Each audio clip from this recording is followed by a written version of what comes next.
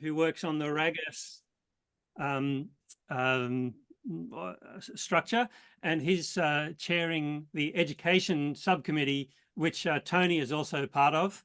And Malcolm invited me, because of my IT background, to give some advice to the RAGAS Education Committee about how to rethink their online toolbox, their resource toolbox and website. So that introduced me to Tony, and then Tony invited me to share with this group here. So that's the roundabout way that I came to be here with you tonight. As Maria Julia said, I'm from Australia. I live in Sydney, and it's 10 o'clock here at night. It's wonderful to have a global group with people from all over the place. So greetings, welcome, blessings on you all. I'm going to share my a screen once I figure out, the controls. I think this will work. So I'm hoping you can still see me, but you can see a PowerPoint slide as well. Is that right? Is that working? Magic. That's very cool. It's working. Yeah? Oh, good. And I only just discovered this way that I can put myself on top of the slides. I know. I've never seen that before. That's wonderful. Yeah, no, it's cool. When you share your slide, share your screen, you've got some choices about what the layout's like. So here we go.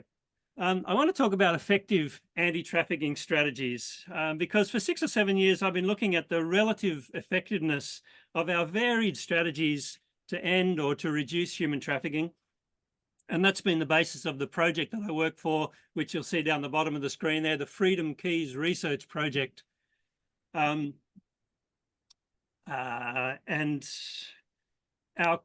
one of the core outcomes of that research has been the drive or the need for us to rethink the people who perpetrate the abuses and the exploitation and the coercion that come under this umbrella term of human trafficking. And so I'm going to be talking about the perpetrator side of the problem, and I hope that this will be challenging without being too distressing. But I do want to be challenging because I think we get stuck in certain ways of thinking in the anti-trafficking movement that perhaps aren't as valuable as they could be. And so let's move on. I want to start with a couple of comments about terminology. So human trafficking, and in Australia, we more normally call them modern slavery, but the two are used interchangeably. And I know that there's a debate about the use of those two phrases, and some people prefer one, some the other. And so in anything that I say now, I'm just going to treat the two as synonyms, as meaning the same thing. They both encompass a broad range of problems that include forced marriage, the recruitment of, or the forced recruitment of child soldiers, state-imposed trafficking or labor exploitation, as well as sex trafficking and a variety of other non-state imposed labor exploitation. So there's a broad range of issues there that we artificially give this one term. We call it all human trafficking, but actually they're all very different. It seems to me that what's really at issue here is a continuum of freedom. If you think of a line where at one end of the line, we are completely free to do whatever we want. But at the other end of the line, there are people in the world who have no option at all about what they do. And in between, there's a whole range of different levels of freedom. And the more people are abused and exploited and coerced, the more they move towards that end where they don't have freedom.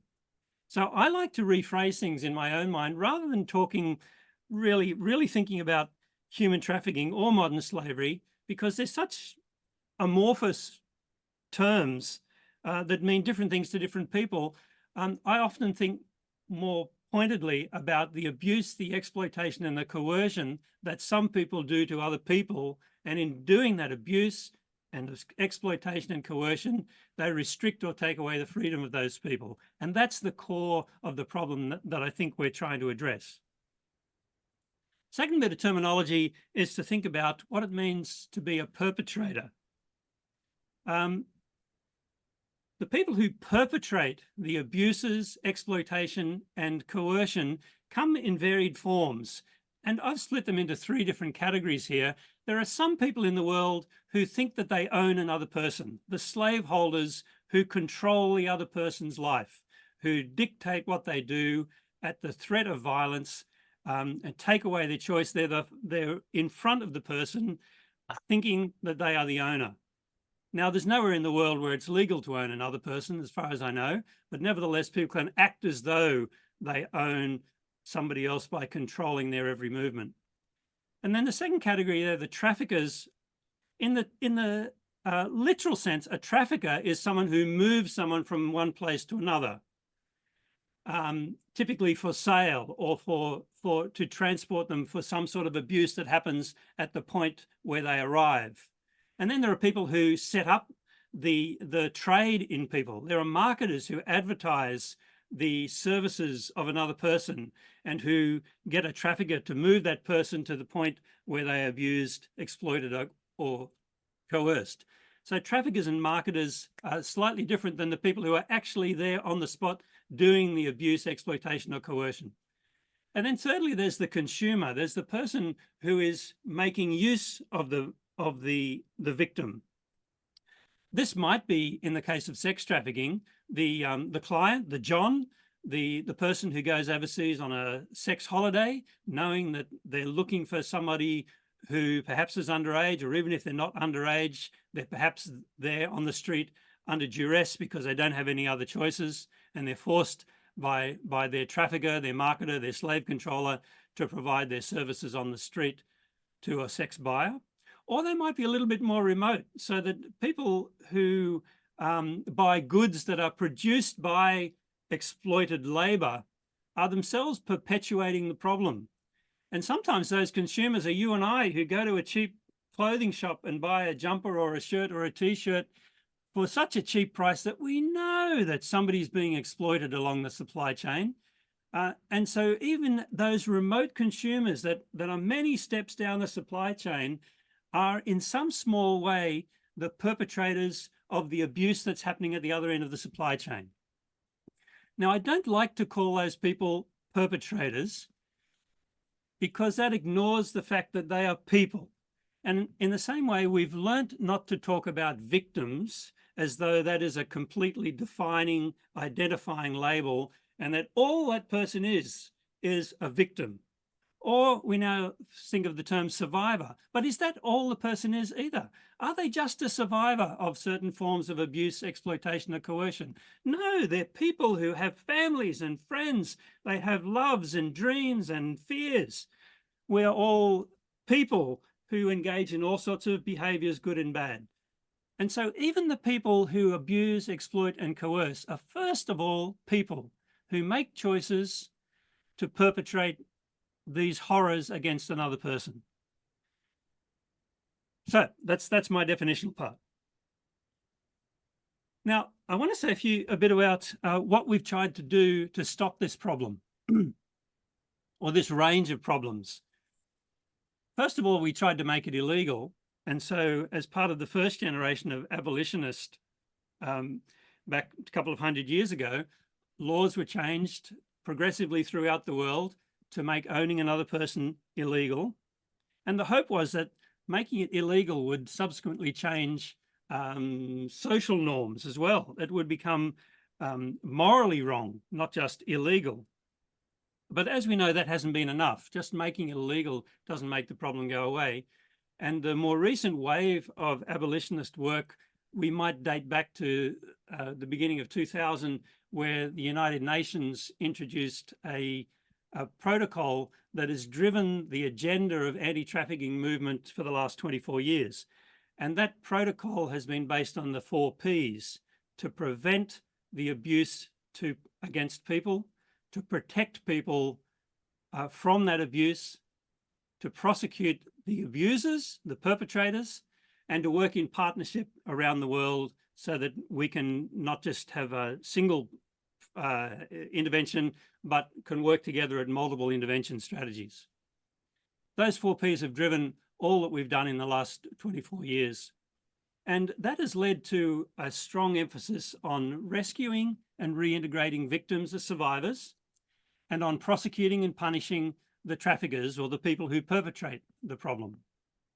More recently, some strategies have looked at the economics of human trafficking and have deliberately tried to add pressure to the economics so that human trafficking becomes so unprofitable that it's not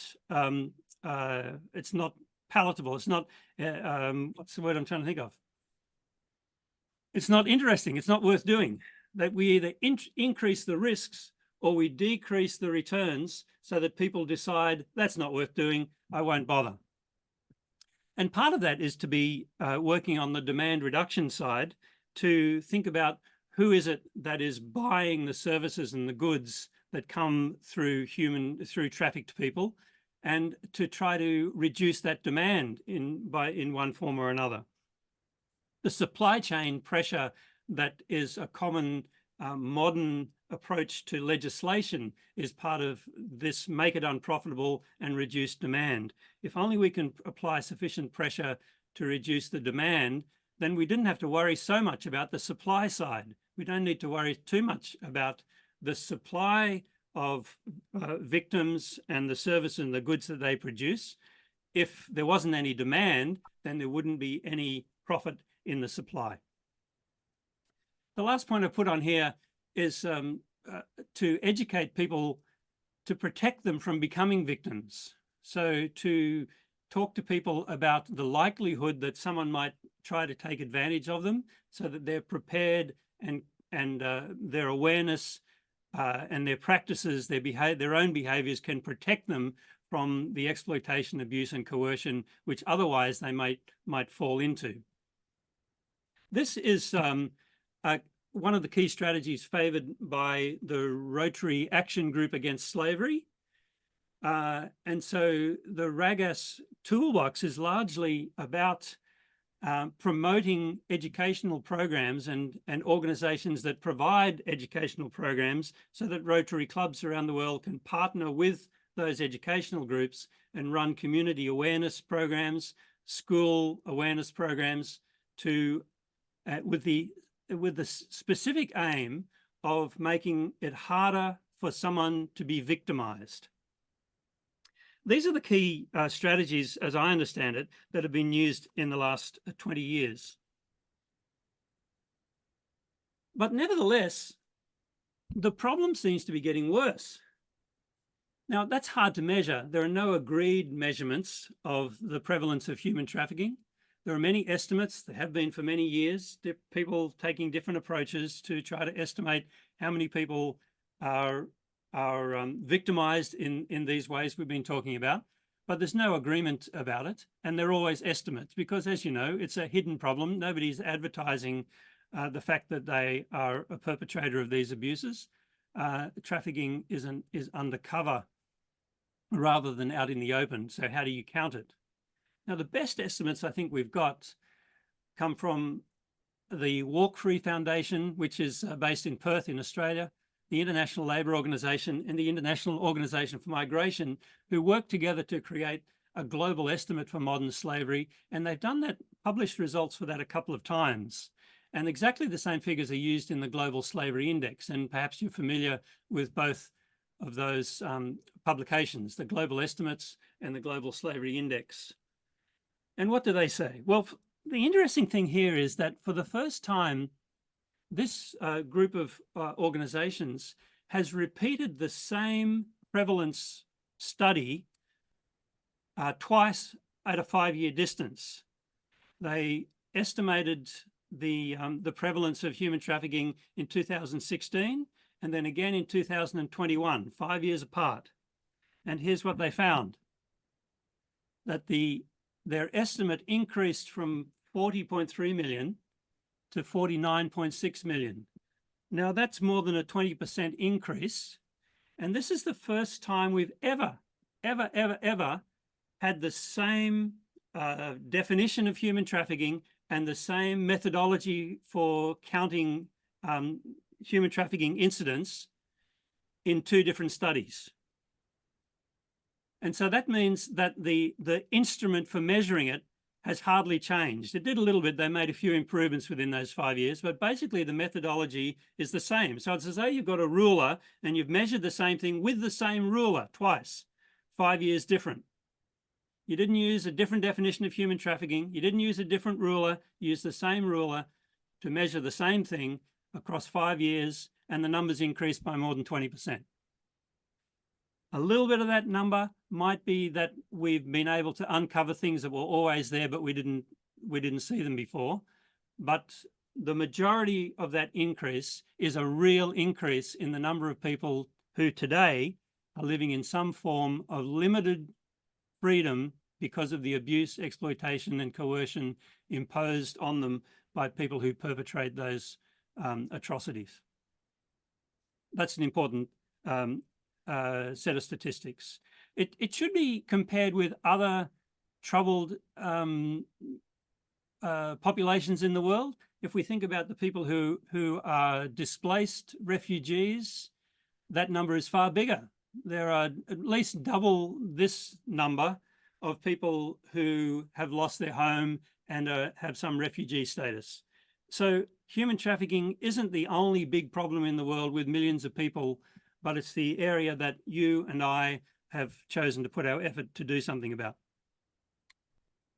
So if that's the case, well, what can we conclude? We've tried all these things in the last 20 years, 24 years. The prevalence has increased. Certainly, these recent strategies have brought significant improvements to some survivors' lives and have punished some perpetrators. Although in the scope of the whole 49.6 million, the number of people who've been helped or punished is very small. And these strategies have not made any significant difference to the system as a whole.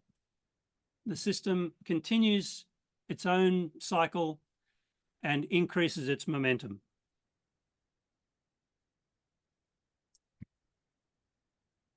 There are some cases where people have measured local examples of human trafficking and they've shown localized improvements. Groups might run a program within a particular location and then study the before, measure a baseline before, and then study it again to redo the measurement and find some decrease. But it's quite likely that what that's really showing is that the problem has simply been displaced. It could be displaced to another location, that people know there's too much policing in that suburb or that city, we'll just take our abuse somewhere else.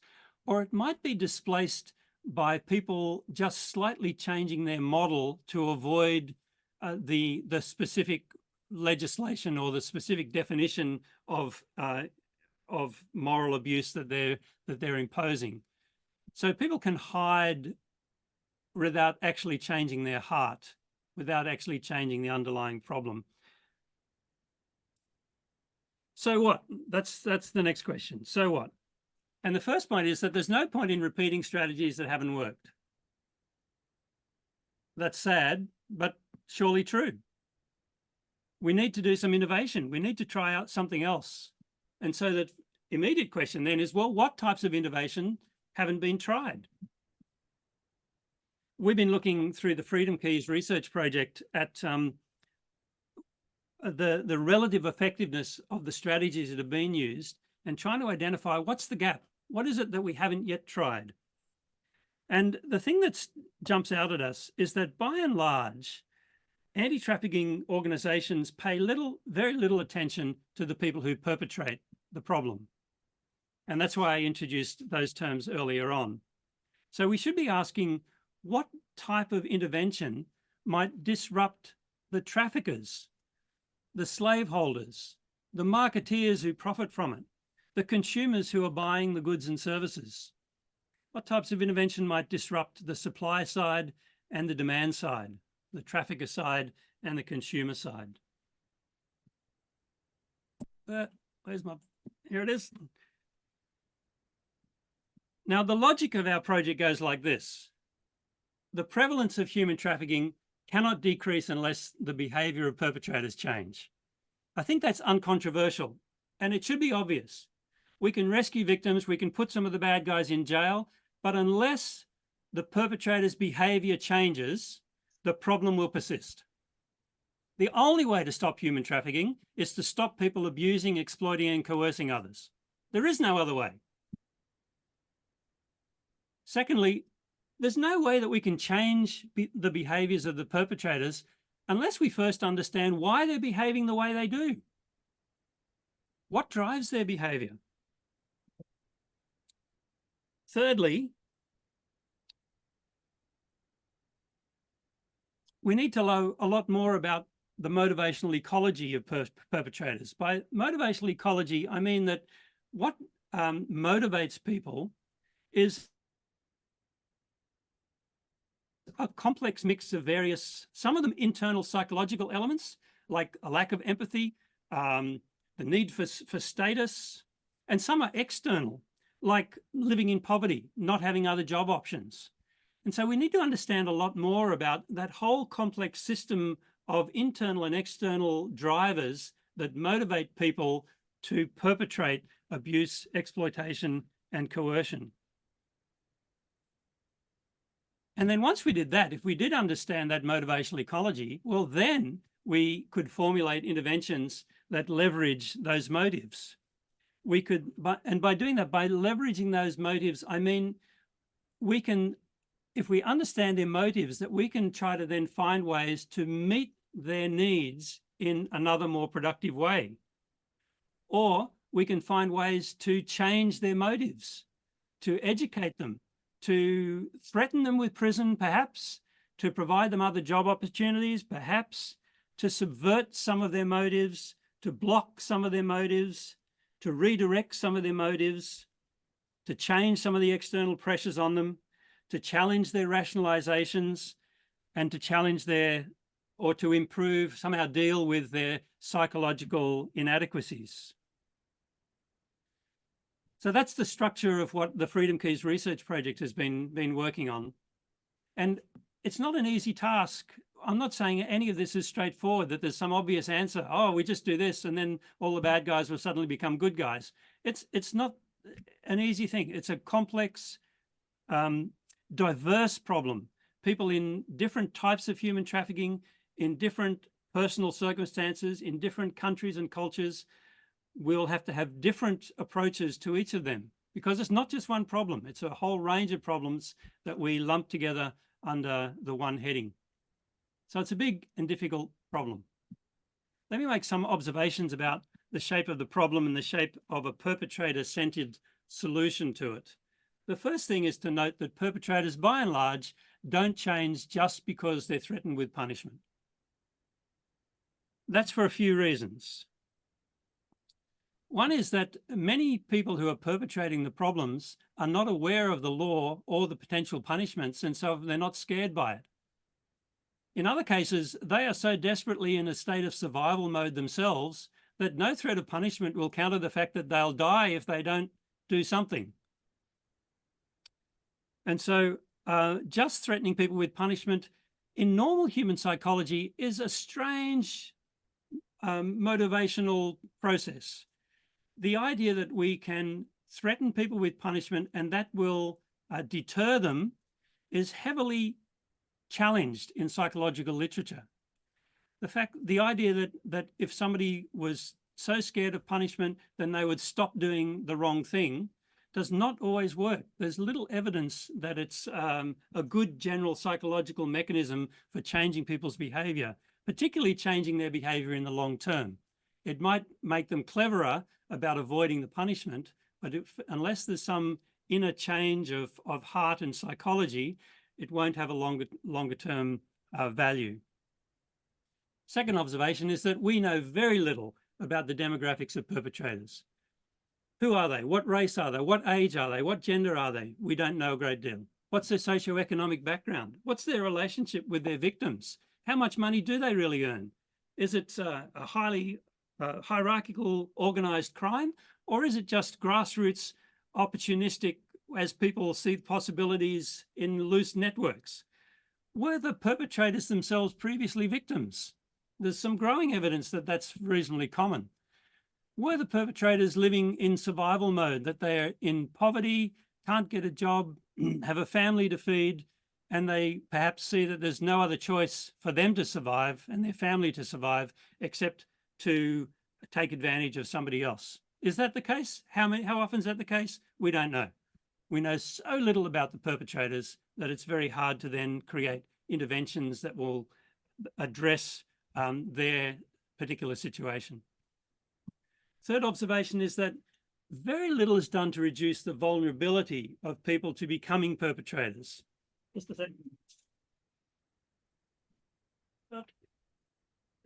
Just turning a heater off that was making noise. We talk a lot about the vulnerability with regard to people being victimized, and we try to reduce the factors that lead to someone being vulnerable to being exploited. But doesn't the same apply to the people who become perpetrators? Aren't there a range of things that put them in a position that cause them, or that motivate them, or that influence them to make the decisions to become perpetrators? What can we do to reduce those factors? Once we understood what those factors were, maybe we could have some interventions that reduce those factors and hence reduce the number of people who choose to become perpetrators. Next observation is that we have no idea of reoffence rates. When people are put in jail or punished in some other way, it is not at all clear how many people come out of jail any different than the way they went in. We just don't know. It's not measured. And my last observation is that no one that I'm aware of, and I've asked around for years, no one is doing offender rehabilitation. So we would expect that people who are convicted of trafficking offences and punished either by jail or some other mechanism are quite likely to reoffend because nothing is done to change them while they're in prison. Well, I think all of that can be overwhelming and a bit depressing. So I want to bring my talk to a close with a few conclusions. First conclusion, which is a bit harsh, and I hope that this is challenging because we need to be shaken up in the whole anti-trafficking movement. The first conclusion is this: you cannot expect to impact the human trafficking system simply by rescuing victims and survivors and prosecuting perpetrators. It will not work. It has not worked. If you want to make a real impact on the human trafficking system, you must engage with the people who perpetrate. There is no other way. To reduce or end human trafficking, we have to change the behaviour of the people who perpetrate the abuses, exploitation and coercion against their vulnerable victims. So we must learn to understand them and somehow create interventions that directly address them. How do we do that? Well, that's the big question which we haven't got time for right now. Our research has got some ideas. We've been trying to generate innovative ideas in this space. The first thing is that we need to find out more about what drives people to abuse, exploit and coerce. We need to understand that motivational ecology. Once we understood that, then we could try to find some interventions that prevented people from becoming perpetrators. That's on the prevention side. And we could do more than what we do to rehabilitate offenders once they've been caught and convicted so that they change and don't continue the same abuses once they've finished their prison sentence. The Freedom Keys research project has been trying to lead the way for innovation in this space. I can point you to a few other people who are doing this kind of work, and these slides can be available if you wish to get the fine details. There's a couple of books that I've listed there that are really important background reading. There's a whole edition of the Journal of Human Trafficking that's about the traffickers, and there's a whole edition about the Anti-Trafficking Review in 2022 that's about the perpetrators. And then there's two articles I've listed of mine there, which you might like to look up to see more about the approach that we've been taking. We've generated a whole bunch of ideas and got a lot of people to say, yeah, that's a good idea. I hope somebody does that. we're at a point where we are not desperately, we are engaging in finding partners who will help us to test some of the innovative ideas that our collaborative processes have suggested. So we've got some ideas, but we don't want to, as white, well-off Australians, jump into a situation where we're culturally insensitive and try to do some experiments out of our own context here. We would love to find some partners in the field who are already engaged in working in an anti-trafficking frontline context, and work with them to extend the interventions and the programs that they have to include a perpetrator-oriented component, so that we can effectively test the effectiveness of these ideas through pilot projects. That's the point where we're up to. We've got the ideas. We're looking for partners to help us implement and test some of those ideas. There we are. I'm going to turn off the sharing and we can have a bit of a discussion about